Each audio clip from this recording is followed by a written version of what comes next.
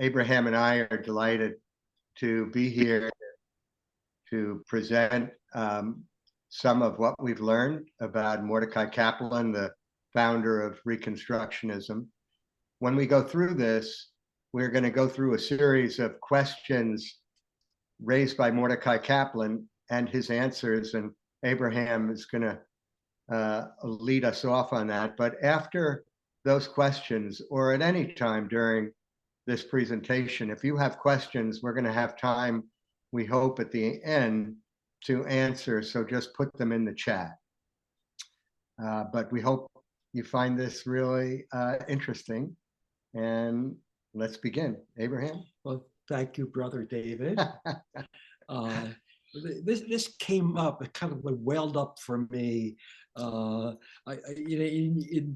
my general studies, I've learned that every culture in the world has their own cosmic story. Every culture has their set of rituals and their ways.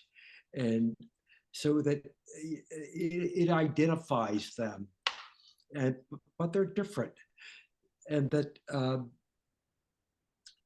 if you look at Judaism, we have Torah, we have Talmud, we have, all the interpretations, we have our practices, and then the whole range of practices. And then if you dig a little deeper or get more home, here at Kehilat Hanahar, we have a particular flavor of that.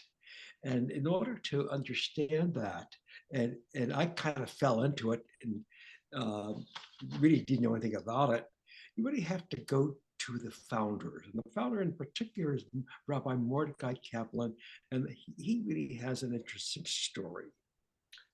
Next. So if you'll put the first slide on. Yep.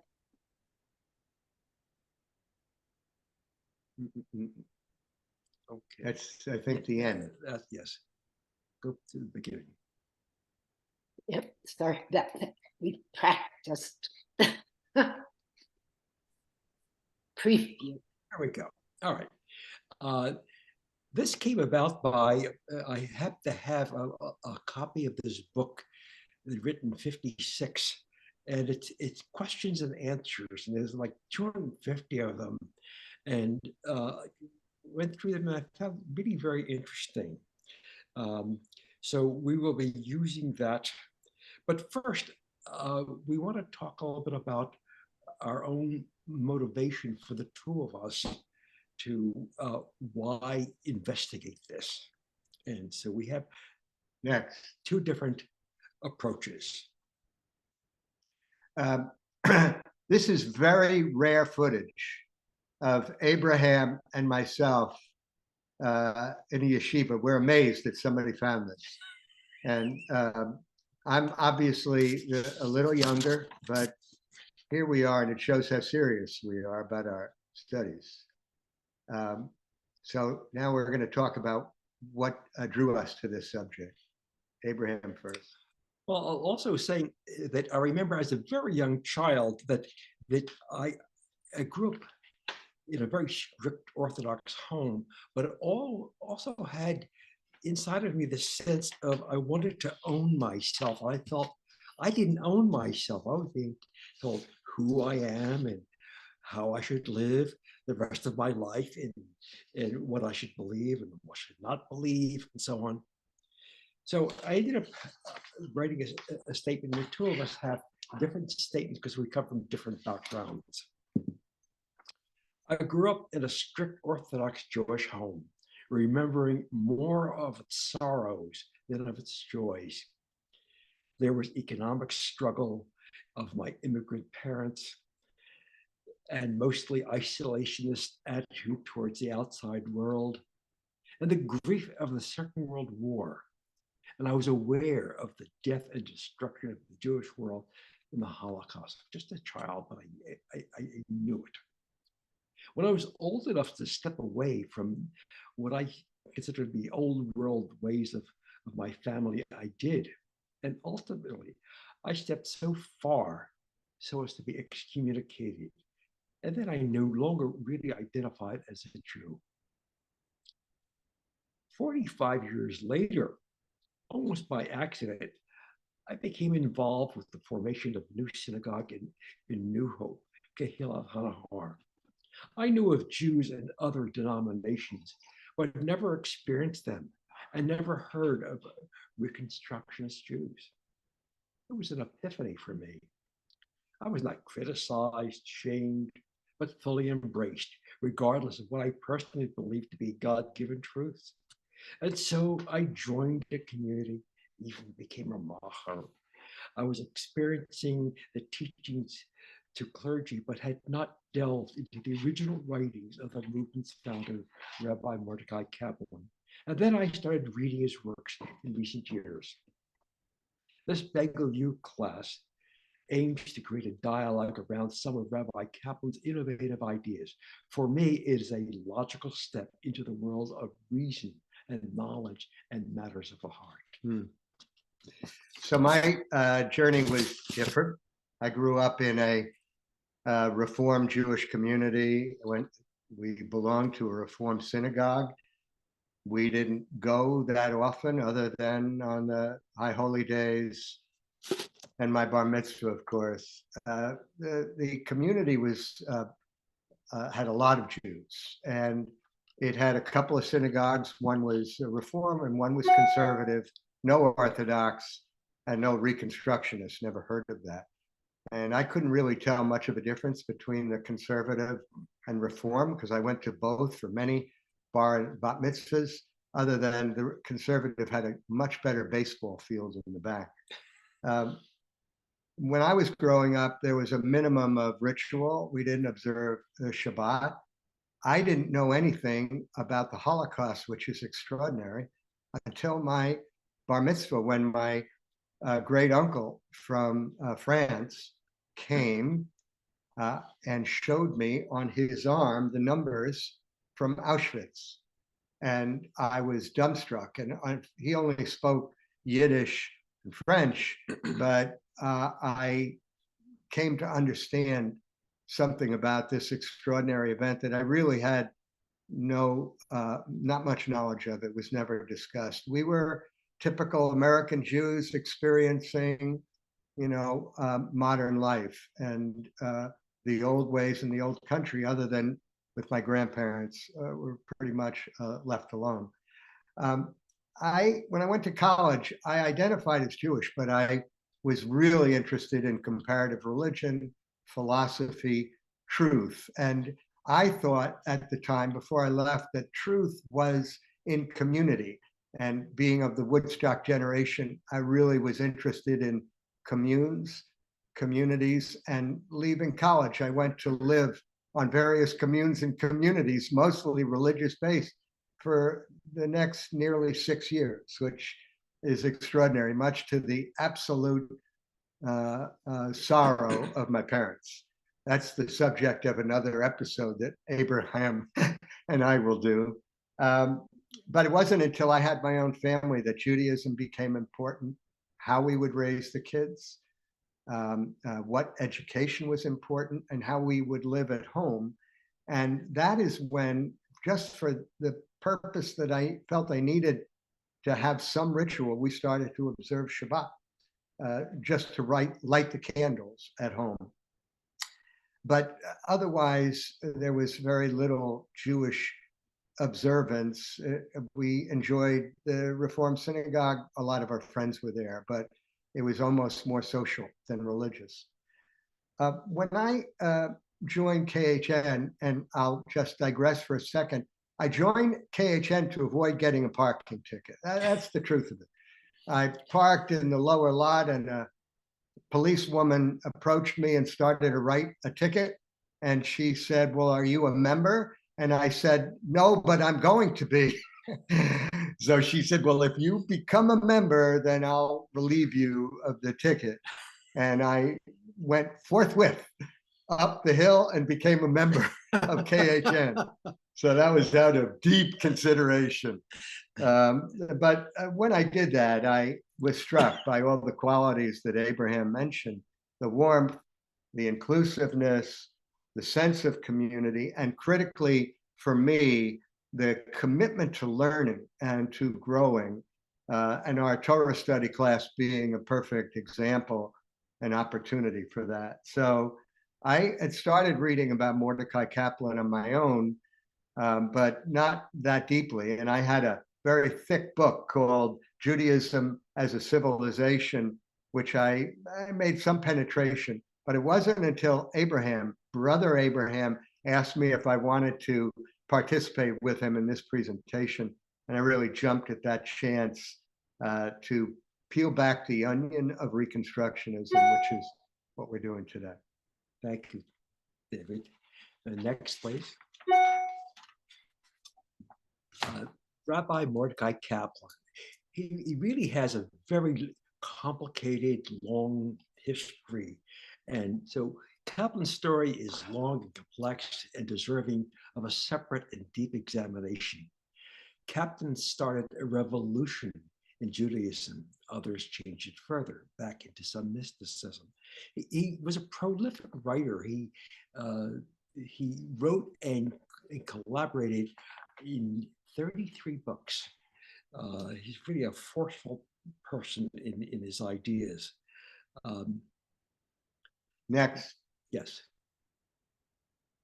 Rabbi Kaplan is the founder of Reconstructing Judaism. He was ordained as an Orthodox rabbi and served in that capacity. He also had a secular education with a PhD in philosophy. He felt moved to bring Jewish religion into the culture of today. He no longer could embrace a metaphysical God, but did embrace the greater mystery of existence. And for that, he was penalized as a heretic. He created the idea of a Jewish community center, maybe a baseball field, calling for a shul with the pool. He proposed that rabbis have a vote and but not a veto in their shul community.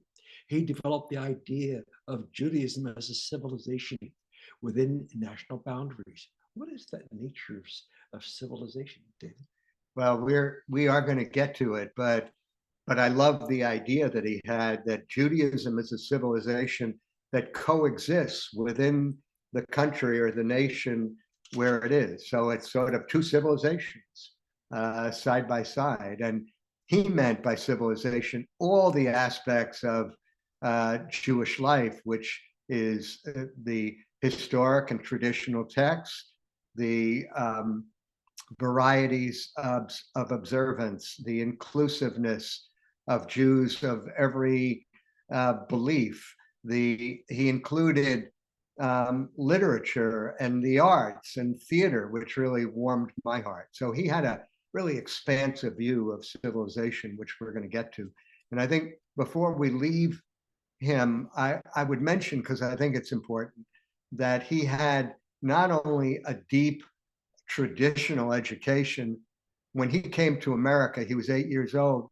His first 3 years was in a yeshiva and then a public school, but his religion continued to be Talmudic based. He then got his BA from CCNY, where all the poor Jewish kids, like my father as well, went to college, and then he went to Columbia for his PhD. So he was deeply learned about secular subjects.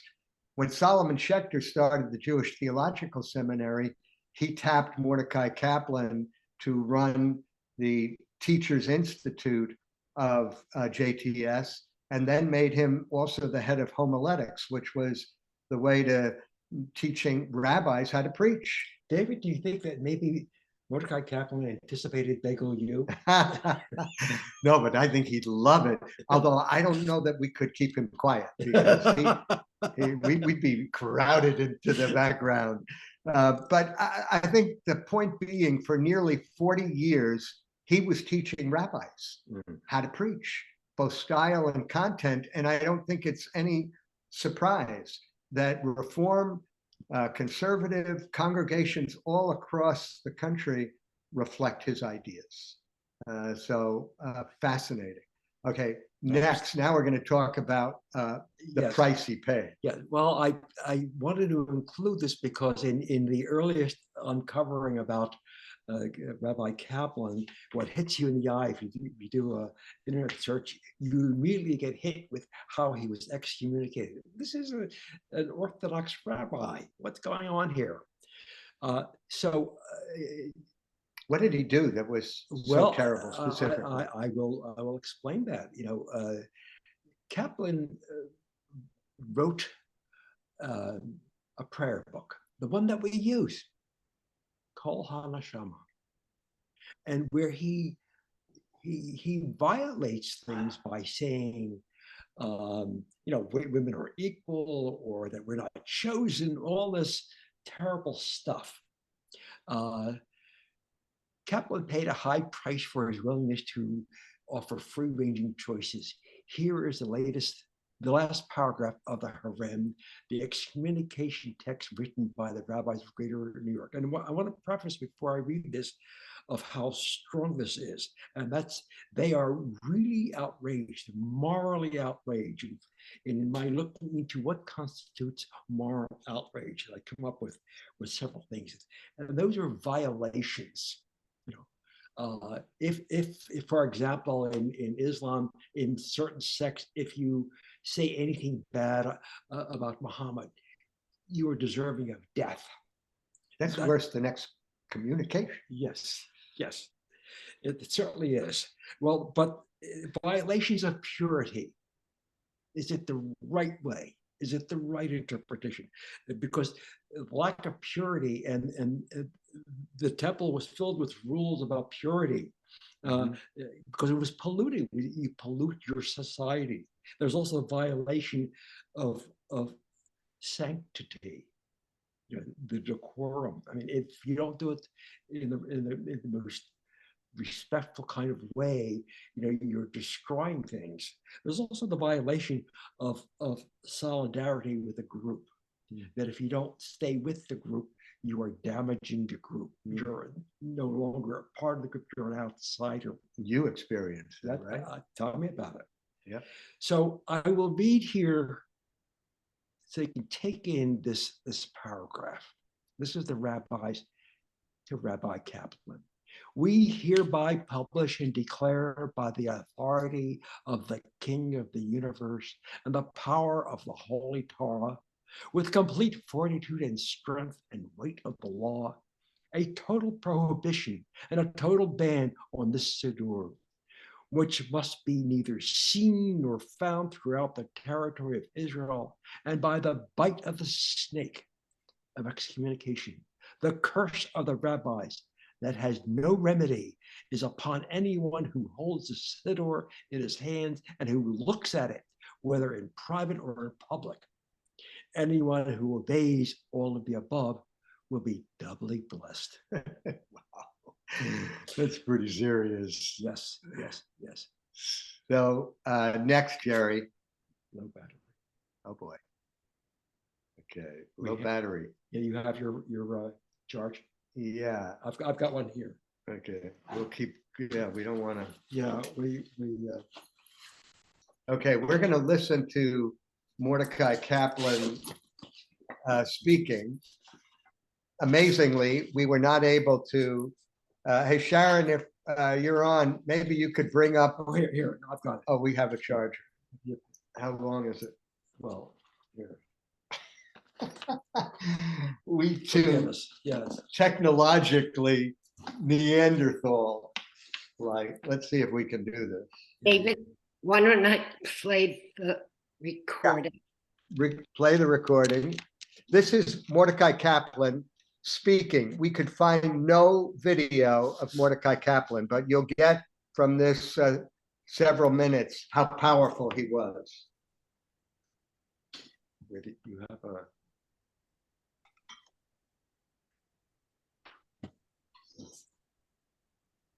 This is unexpected. The low battery signal came on. Right, I'm muting you guys. The relation of the state of Israel to Judaism. One of the main purposes of Reconstructionism is to come to grips with the question, what is to be the relation of the State of Israel to Judaism? People commonly speak of the State of Israel as a Jewish state. That is natural because it is the state of a people of whom the vast majority are Jews. But to speak of it as a Jewish state is misleading and incorrect. The State of Israel is obviously not the state to which Jews living elsewhere owe any political allegiance. It is not their state. To speak of it as a Jewish state, therefore, would by implication read American Jews out of the Jewish people. Moreover, the State of Israel is committed to the democratic principle that the state belongs to all its citizens and may not discriminate against any of them on ground of race, religion, or national origin. The fact that the Jews in most countries belong to a minority which insists on those rights should make the Jewish people as a whole sensitive to the importance of this principle. It should prevent the Jewish community in Israel from taking undue advantage of its majority status and from acting as if it monopolized the State of Israel. In Israel, no doubt, the history and culture of the Jewish people will tend in the long run to take root, and before long, the Muslim and Christian elements will tend to be acculturated to the Jewish majority without necessarily adopting the Jewish religion. But that must not be forced, nor should any obstacles be put in the way of those native non-Jewish cultures exerting an influence on the Jewish community. The culture of Israel will, in all probability, remain predominantly Jewish. That does not mean, however, that the influence of the other communities in Israel need be a negligible one. It means merely that such influence will have to be consistent with the unity of the state. As a consequence of this inevitable development, the existence of the State of Israel is of vital concern to all Jewry.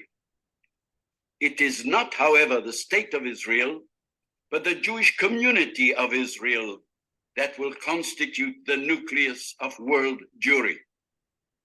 Through its influence on the state, the Jewish community of Israel will validate and fulfill the universally spiritual purpose of Judaism. That is different from expecting the State of Israel to serve as an authoritative influence on Jewish life in a way similar to the Vatican's influence on Catholic life. The Jewish community... That enough? Yep. Okay. I want to comment that this is 1956. Think about how much that resonates today. This whole business of, is it a Jewish state or is it a democracy? You can't have both. Yeah, and the extraordinary, he is talking about Israel, assuming it retains a majority, but being particularly sensitive to the rights and beliefs of all of its citizens without an expectation that they're going to, sign up to Judaism. And given what's happening right now, it's a sharp, not a contrast, but you can see the challenge that's being faced. This next slide, I thought following hearing the voice, the very powerful, authoritative voice of Rabbi Mordechai Kaplan, Rabbi Jack Cohn was probably his most significant student. And he was, among other things, and he a real leader in Reconstructionism. He was director of the Jewish Reconstructionist Foundation from 1945, its founding. In 1952, he became the director of the Society for the Advancement of Judaism, SHJ.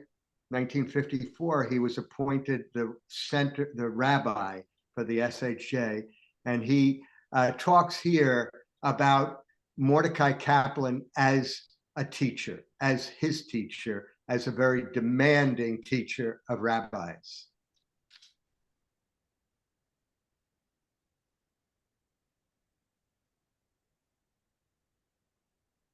Jerry? Play the video. Yep.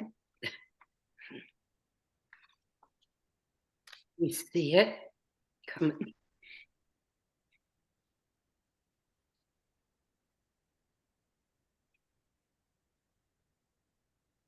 Yep. Sorry. But not necessarily a good pedagogue. He was a great teacher because he stimulated thought.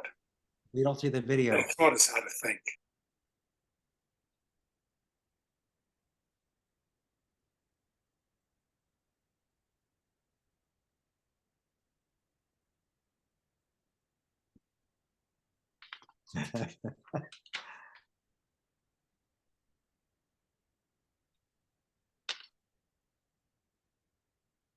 Is it playing?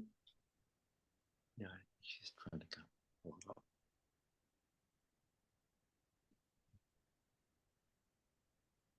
Jerry, if you can't get it, I can. There There we you go.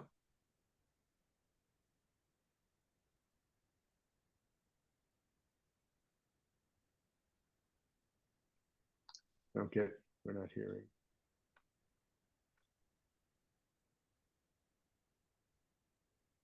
Now we don't see it or hear it.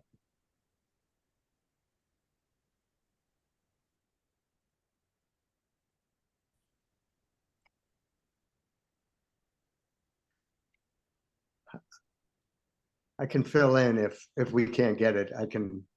Yep. Should I just describe what's on the video? No, it should be coming. Okay. You see that? We do not. Hmm. Yeah, it's not engaged. Yep. It will. There. Do you hear it? We hear the clink. Kaplan was undoubtedly Yeah. a great teacher, but not necessarily a good pedagogue. No. We don't have the video. Great teacher because Then he you could just listen. stimulated Yeah. thought, and he taught us how to think. He was not a great pedagogue because he had a terrible temper, but that was also an asset because we knew that he cared very much. But when I say he was a great teacher,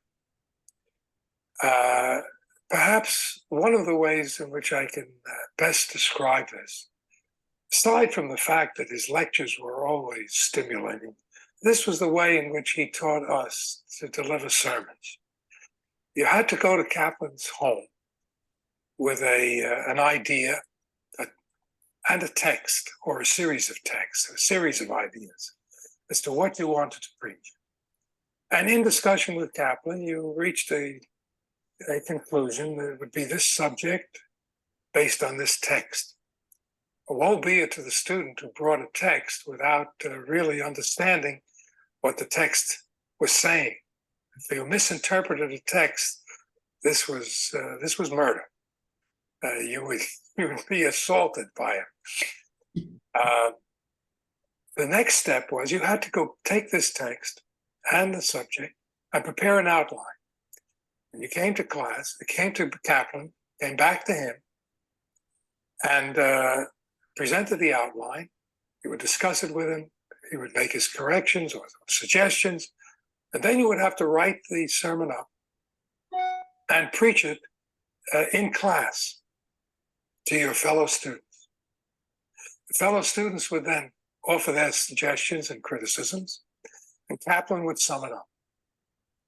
Now, the fact that a man would invest this amount of time to help a student prepare a sermon was indicative of the kind of person he was. Incidentally, when I assumed the pulpit of the SHA, and this was after a long period where I had not preached I had been engaged in educational work as a teacher and principal and writer and so on. So I wasn't too eager to preach, but I had to take Ira's position. So the first couple of times, Kaplan, you would sit on the pulpit behind me. And the first couple of times I felt, I didn't have to see, but I felt that he wasn't very happy with the direction of my sermon.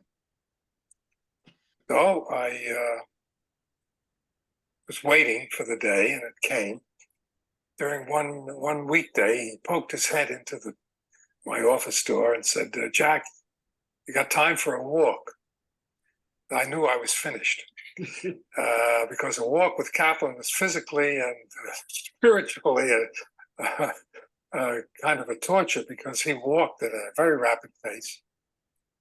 And I knew that he wasn't just taking me out for exercise. So after a couple of minutes of chit chat, which was all that he could engage in, he turned to me and said, "Jack, what were you trying to say? What were you trying to say in Shabbat?" So I said, I started at the ham and haw, trying to dredge up what I was trying to say. He says, "No, tell me in one sentence." And until I got that sentence out, he wouldn't let me go. And from that moment, I have tried, at least, to prepare my talks and sermons based on this single idea, which had to be the central idea of what I wanted to say. Next.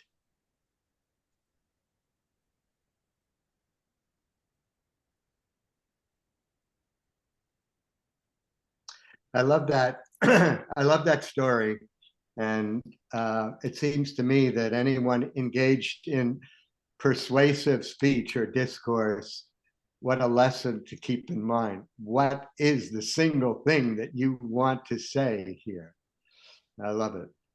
So before Abraham takes us through the Q&A with Mordechai Kaplan, I just wanted to mention this short story by Chaim Grada, who we were introduced to by Tony Miller, Rabbi's mom, in a wonderful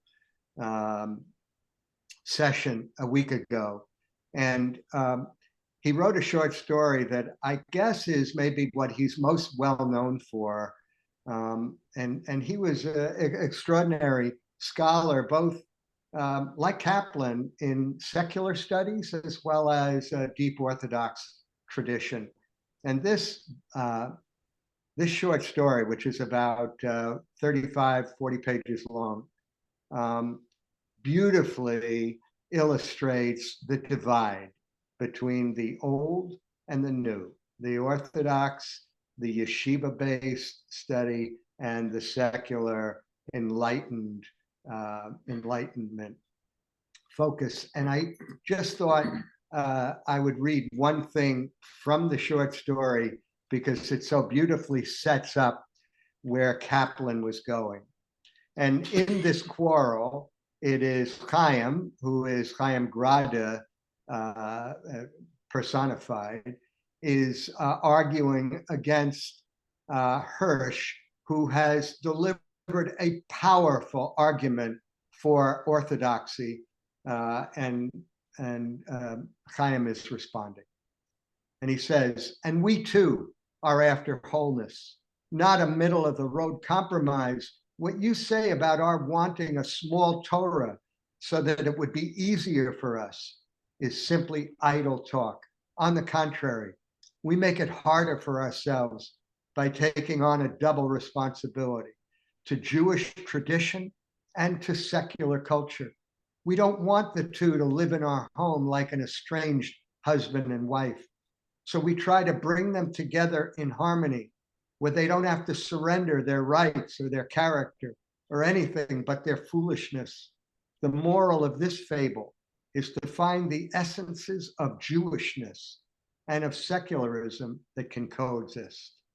And I think that's lovely. And it's worth reading this short story. And if anybody would like a copy, I can provide it. So now, Abraham. We'll go next. Jerry, please. Now we're going to delve into Kaplan. This is a book, I think it was in '56 I came across, and it has like 250 questions and answers. And he's written so much, and he does this, you know, he'll think of an idea and he'll explain it.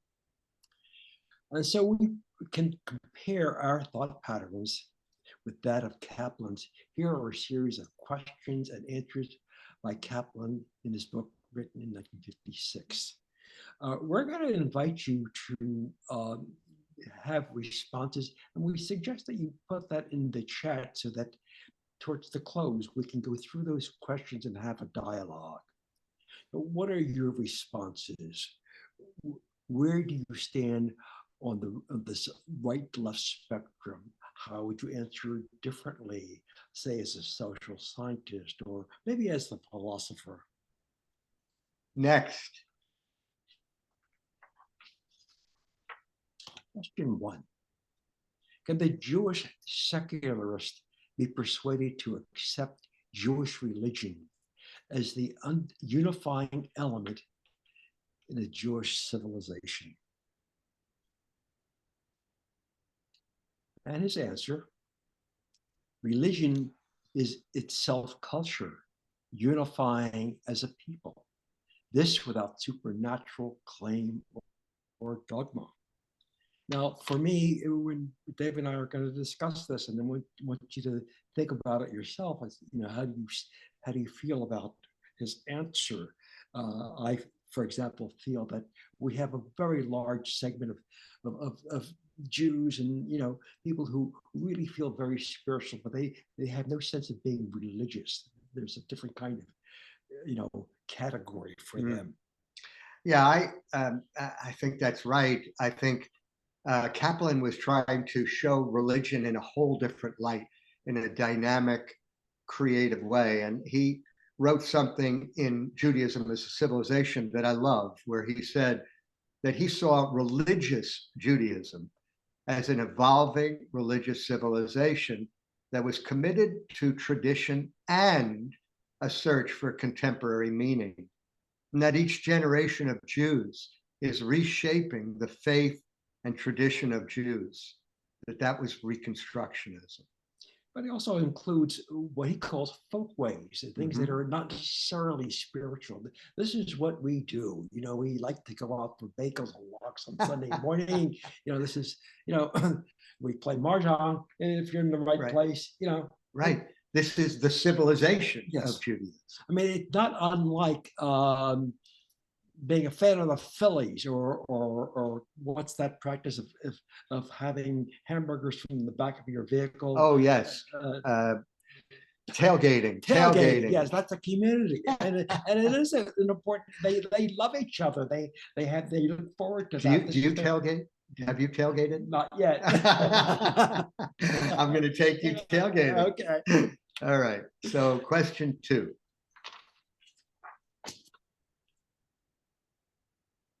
If you grant the right of each individual to his own conception of God, why is organized religion necessary? What do you think? See what he said in his question and answer. I have a view. To have a culture, there is the thread of history. And boy, do we have a history. To have viability, there needs to be an organization. We've got a board and a building and, you know, and all this kind of stuff. A religion speaks to the heart of a community, not philosophy or metaphysics or mysticism. How do you feel about that? I think it makes sense. I would like something a little sharper, as he said in Judaism as a Civilization, which I thought was really exciting to me because it put religion and God in a different light. And he said, religion in Judaism means the way we search for the ultimate meaning in life. searching for God as that ultimate source of meaning and mystery, urging us to self-fulfillment, so that religion, in Kaplan's view, that's what it's about. It is the search for meaning. And also on a practical level, and this is one of there are a number of organizations that have studied, and there's a scholar by the name of Mel Sculpt, who he says he wants things to be practical. They have to be functional. And things that are functional are good. And you call those things holy. And we're going to get into holiness in the next slide, I think. Okay. So is there a place in modern life for holiness? What do you think? And what is that? Kaplan's answer: originally, holy was a label for what was taboo. Today, it is the quality that serves to inspire and guide humankind. In other words, if it's giving life, if it's giving joy, if it's giving thriving. I love that. That's holy. I mean, I do think originally when he said a label for what was taboo, I think that means the other side of it is you got holiness as a quality that one obtained by conforming to the Torah. Exactly. That was living holiness, I would assume, that he, and the reverse of that was taboo. But he does say in another place something that I really like. Again, he says Judaism propels us to become full human beings living Jewishly, understanding how we create patterns of living with the potential to redeem us from narcissism, selfishness, and cruelty, and open us up to a world of holiness. Wow. You know, powerful, right? Yes. Yes. We wouldn't have all the dysfunction that we have if we subscribed to that, would we? But I think that matches up really well with what you said of that which inspires and promotes joy. Yes. Next. Can one be ethical without being religious? It's interesting. I've heard so many times from so many different sources that religions have created the sense of ethics. They own it. Well, so you're asking, or Kaplan's asking, if you can be ethical without being religious. Yes. Ethics is the conscious attempt to substitute. Next, Jared. Oh, yeah. Ethics is the conscious attempt to substitute justice and love for that of force and cunning. Think about the world events today, force and cunning, instead of what is good, what is thriving. Right. You know, I've always thought that people would ask me what Judaism is about, and I would always answer it was about ethical behavior. And that goes way, way back, where we, provided a basis for understanding that, which still applies. Yes. But, then again, ethics and dogmas that typically support ethics are different in different cultures, as we're going to talk about. People can think they're acting ethically, which would be in real contravention for what we might think. Kaplan says something on this that I also think is really very, very pointed. He said, religion embraces the centrality of ethical behavior in our lives. It is at the core of Judaism as a civilization and a manifestation of the moral code. So ethics and religion are tied. And the foundation is this moral code. It reminds me, I think Kaplan talked about philosophers he liked, including Kant. And I remember Kant saying his proof of God was stars in the heavens and the internal moral code. And we'll talk about that one a little later. Yes. Next, please. Next. What Jewish traditions are in conflict with modern thought? Would you name a few such traditions? I want to say one of the things that you notice immediately, you come to Kehilat, Hanahar, men and women are together, and look at that, women reading at the Torah. My goodness, what's going on here? Next. Just to name a few, the Pentateuch was dictated by God to Moses. The bodies of dead will be resurrected, a number of miracles mentioned in the Bible, being a chosen people by God, the superiority of men and women. What else can you add to this list? Yeah, well, one, the Torah can't be changed. It's like God spoke once and hasn't spoken since. I think the thing that all of this relates to is God as supernatural, that he has directed the Torah, he's written it, and it's for us. So we are the chosen people, we are the elect. And that has, I think, that is avidly believed by, the Orthodox community. But for Kaplan, that didn't fit at all with modern culture. So one of the arguments that could be made, for maintaining things is, and social scientists have done enough study to know that when something is familiar, it is perceived as good. I mean, if I grow up in a household in the country and we've got lots of guns, well, guns belong in the home. Right. Simple as that. That this is the way, it's how you're raised. That if you are taught certain things and you remember that and you associate that with family, and you associate that with growing up and how you perceive the world, you say, well, this is how it should be. Right. Particularly if that is a very, very tight, deep culture. Yes. I mean, there are some places where you can grow up with certain, habits and rituals, but you are also able to experience the larger world and make up your mind. Others, it's a very deep and unforgiving culture. Yes. Like you escaped from. Yes. Okay, question 6. Is there a place in modern Jewish religion for the belief in divine reward and punishment? I remember hearing, all the things that could happen if I don't do things.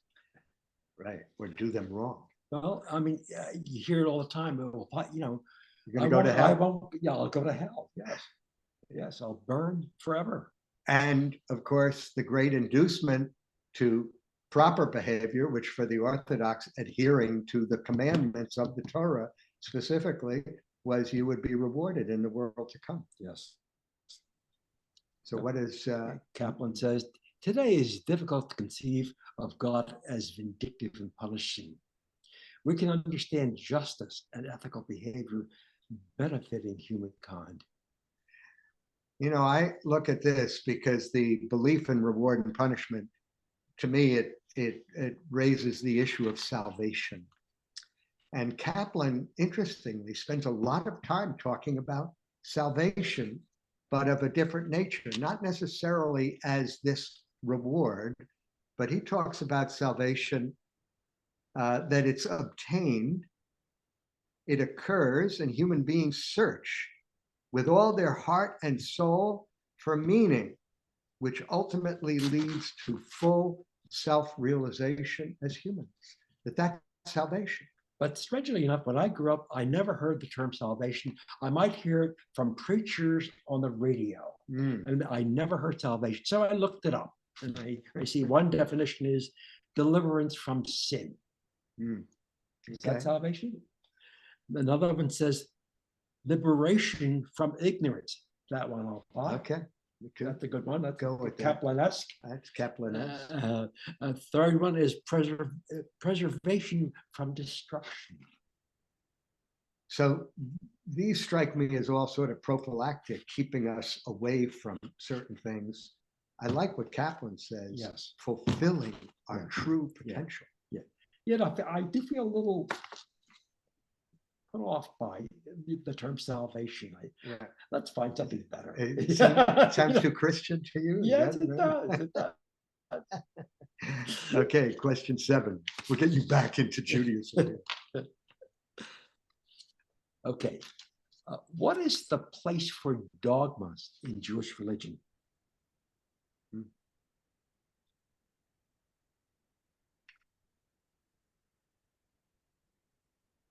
Well, he had kind of a long, complicated explanation, but if I said it briefly, it would be that dogmas interfere with reason. He says implicit dogmas existed prior to rabbinic Judaism, not formulated. That was temple-based? Yeah, temple-based. Priests required that you show up, on the holidays, you And bring your bring catalog, pigeons and cattle, bulls. your wheat, whatever, the first fruits. Right. But then after the destruction of the temple, and there was the rabbinical system, it became explicit because rules and regulations and order were much finely developed. Kaplan raises the question of facts versus the value of dogma. I mean, if it's practical, let's have dogma, but we have to find practicality in dogma. But it's kind of hard. Right. But if dogma is something that is unchangeable, like unchangeable laws and rules, then would it be dogma? That is dogma. We don't want that. Yeah, right.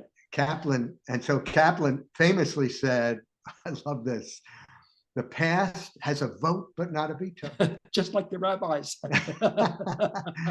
Yes, just like Rabbi Diana. Yeah. A vote, but not a veto. The community is a participant.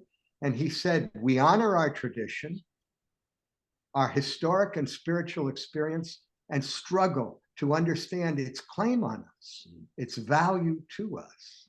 And he further says, we're obligated to respond to changes, to reconstruct, to reimagine everything post-Holocaust, he said, post-statehood, different family structures, evolving gender relationships, a challenged climate and environment. Those are my ads. But he said, we are obligated to reconstruct. Dogma has no place, except for dogma, as you said, that works. Yes. Is acceptable. And then we become dogmatic. Yes. Next, Okay. please. Next. Since Judaism has a long record of development, why is it that so many Jews today refuse on principle to apply Jewish tradition, even the verified result of modern thinking? Yes, so there are many practices that are, our friends in Borough Park or, wherever, that we don't quite understand because it seems like from another time in another world. Right. And this is asking, why do they adhere so fiercely to that? Yes. And Kaplan's answer is saying that they're so traumatized. He said, trauma and insecurity have been so deep, and it certainly has been, that keeping strict interpretations is a way to preserve Jewish practice and identity. Like, we don't like change. And then if we change, it's not who we are. Again, it's the question of familiarity. Right. I mean, I think that's giving them a little short shrift, the Orthodox community. I think they believe they're preserving a Jewish civilization that needs to survive. And I think what they have, and they had, and they still have, is a self-sustaining Jewish culture and sensibility. But the problem is they regard it as exclusive, and everybody else is outside of that. Or just to maintain their security. I mean, it really is a matter of saying, if we depart, then we're not Jews. Right. In any way. Yes. Yes. Okay. Next, please. How can Reconstructionism attract those Jews who resist religion, yet cling to other aspects of being Jewish? Let me just say that we have a wonderful, varied community here, and people who who religiously attend, all the Torah studies and all this and all that, and others who don't. But yet they seem so bonded. They show up for your site. They show up for all the holidays. They're certainly very generous with writing wonderful checks. They really want to support it. They want us to be here. Of course, they're Jews. Now, others would say no. That unless you do all 613, you missed the boat. Right. Or they do all those things, but they resist.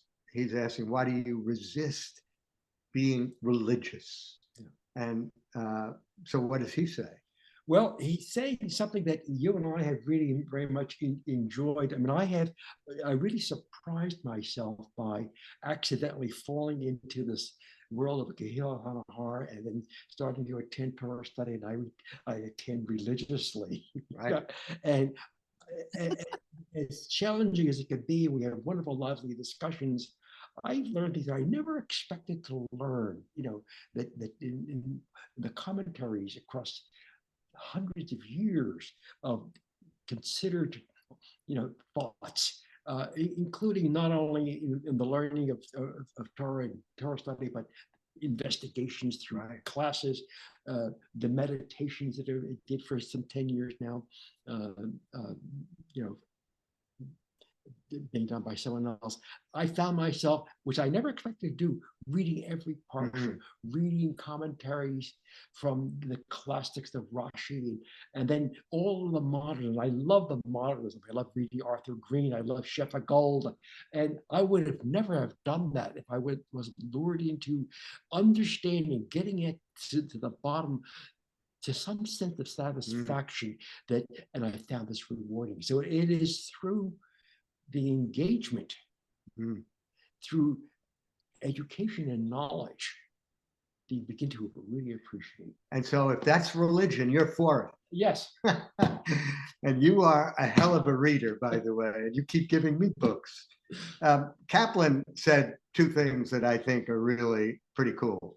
For persuading those that don't know why they need or why they resist religion, he said, those who have never been exposed to a dynamic conception of religion, like Reconstructionism, may not be aware that it's possible for a religion to undergo a creative, timely development. Yes. And he further says, and I love this, he said, we Jews are a civilization, sharing a history, an ancient homeland, a language, a Jewish culture, and food and music and traditions and folkways, like you said, and a rich legacy of literature and theater and the arts. Yes. Wow, does that warm my heart? Yes. If that's religion, I want I'm it. for it. All right, next. How is it possible for human beings to determine what is right and what is wrong religiously and morally? And his answer is, revealed code can be ethically inadequate by today's standards. We must resort to our highest powers of mind and spirit to determine what is right and wrong. In other words, use your God-given brain and intelligence to think deeply and understand. The other thing I wanted to add is modern science. I mentioned to you that I came across the works of Paul Bloom, a social psychologist who's done a lot of research with very young babies, and in doing, in fact, you can find some of these videos on YouTube where he has babies that are being held by their mothers, and he does a little puppet show where puppets interact, but on some occasions they misbehave. One takes from the other, or one hits the other, and the child gets very upset. And the child, will take something and hit the bad guy over the head. And they weren't taught anything. Yet this begins to demonstrate of something that's built in. Yeah. Wow. This idea of being built in, and it also reminds us, you and I are big fans of Spinoza, right? Yes. Where he said that it demands our highest reason, and he called it intuition. at its highest point, that we are pre-configured to understand right and wrong. Yes. And Kaplan also says, and I love this, and it's a good way, I think, to conclude. He says, God is the power in the universe that impels human beings to transcend themselves, to rise above the brute, that gives human life the direction and the force that enables reflecting the image of God. It's quite beautiful. Okay. We can go on to the next slide, and this would be a good time to, if you have things in the chat, we can pull those up. And you see, it looks like we have one. There are so many different Orthodox communities. Well, that's really interesting. I had, as I said, I have relatives who are both Hasidic and ultra-Orthodox, and they have very little contact. But I remember talking to a niece who I really love. She's a mathematical genius, but she follows her husband, who's also a rabbi, and she says, my husband's been working on an interpretation of Talmud. I said, but wasn't that just completed? It wasn't done right. Yes, it seems like everybody wants to have their own way. I mean, the Satmars spit on the, who are some of the other New York groups, they really don't get along. I remember once going to an occasion, it was one of those rare times that I went to I don't know whether it was a bar mitzvah in New York, and when the various rabbis got up to speak, and when the disciples of a particular rabbi got up to speak, their disciples would stand. And when the next one came to speak, those disciples sat down, the others stood up. And it was kind of like, puppets going up and down. I honor my rabbi, period. Yeah. Well, isn't it human nature, reveals itself that we like our tribes. Yes. We feel comfortable with our community. Of course, Kaplan, so idealistic, believed that what he was laying out in 1934 was a recipe, a prescription for how we could have a Jewish civilization that included everyone. Yes. Those that wanted to adhere to very specifically to a tradition, and those that were more contemporary and secular. Yes. So what are other questions? Please unmute yourself and speak up. And what questions do you have?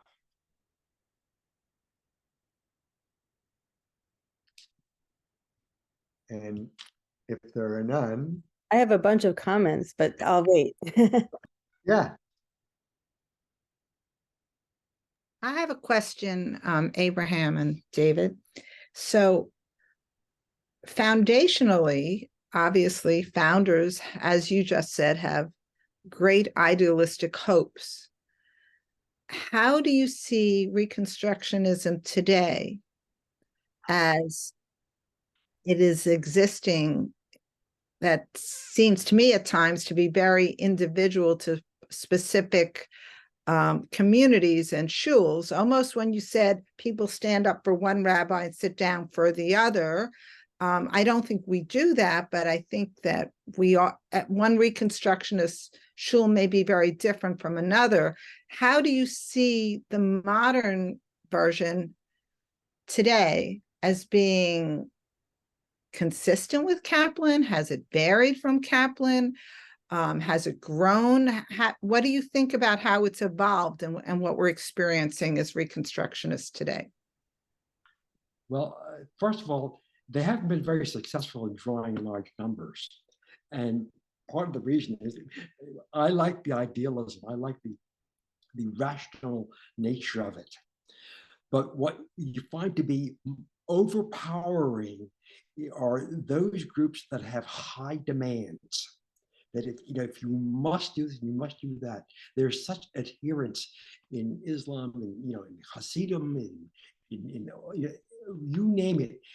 Those that demand the most have the greatest compliance. The individuality disappears. Well, doesn't Reform Judaism have a great following at this point? Yeah, can I just say one thing? Reform has a huge following, and I think that can be what you said, Abraham, but I think Reform has certainly the highest numbers in the liberal community. And I think in the United States, the most adherence, but that probably will change over the decades. But I do think there's a certain adherence required to be in a Reconstructionist community that might make it actually not appealing to everyone, in that each community really thinks about what, grapples with the original texts and laws, and then decides what's right for their community, adding modern ideas and thoughts. Like we had a process for kashrut at our community and about ritual needs in the sanctuary. So, yeah. Yeah, I coming from the Reform synagogue, and being very familiar, not very, with conservative, and now having been in a Reconstructionist synagogue, I continue to think that there's so many more similarities than differences. And I feel, given the power of orthodoxy in Judaism, I almost would love to see, although it's probably impossible, a convergence in Reform and Reconstructionism, because I do think, from all I understand of the doctrine and the inclusiveness and the way rituals developed on a community basis and all these things, they're very similar. Rabbi? Just to point out that originally Kaplan didn't want to have a different movement. He wanted his ideas to, first start through the seminary and have conservative rabbis, like you said, disseminate his ideas. But then he thought that maybe his ideas could be disseminated throughout all the movements. It was Ira Eisenstein, and who was his student and disciple, who ultimately decided that this is different enough that it needs to be its own movement called Reconstructionist Judaism. But that wasn't initially Kaplan's idea. Yeah, I mean, Kaplan's idea is so big. I think he wanted something that would include everyone. It was like a universal Judaism as a civilization. I guess also to feel free or pursue individuality and being open to ideas can be lonely and frightening. People like the certainty of being told this is how it is. Yeah. Is Reconstructionism limited really to the United States, or do we have congregations in other parts of the world, or some in Israel?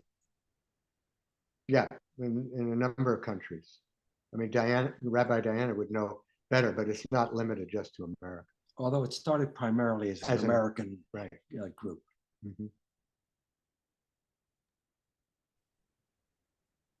There are not many in the rest of the world, but there are some in Israel and one or two other countries that I know of, definitely Canada, and I think possibly Sweden and England. And there are others that are analogous, like, humanistic Jewish, humanistic Judaism. In fact, we had him as one of the speakers here a few years ago. All right. Yes. You don't have to believe in God. Right? That's right. Right. Although we still have tefillah, prayer, that includes a theistic perspective, but we're kind of big tent enough that even if you're atheist, you're included because of the civilizational approach and all the different ways in. So I guess if we are concluded this. Do you think I can say a few more things? Is that okay? Yeah, please.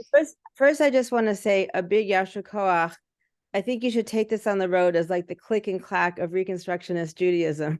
I love how the two of you relate to each other and have so much knowledge. Change tires It's wonderful. And I just wanted to share a couple of things. One, I took a class with Jack Cohen, with Rabbi Jack Cohen of blessed memory, in his living room in Jerusalem for a whole semester, but he refused to speak English with us because he felt that if you're in Israel, you should speak Hebrew. So that my entire class on Reconstructionism 2 was taught by Jack Cohen in his living room in Hebrew with a very strong American accent.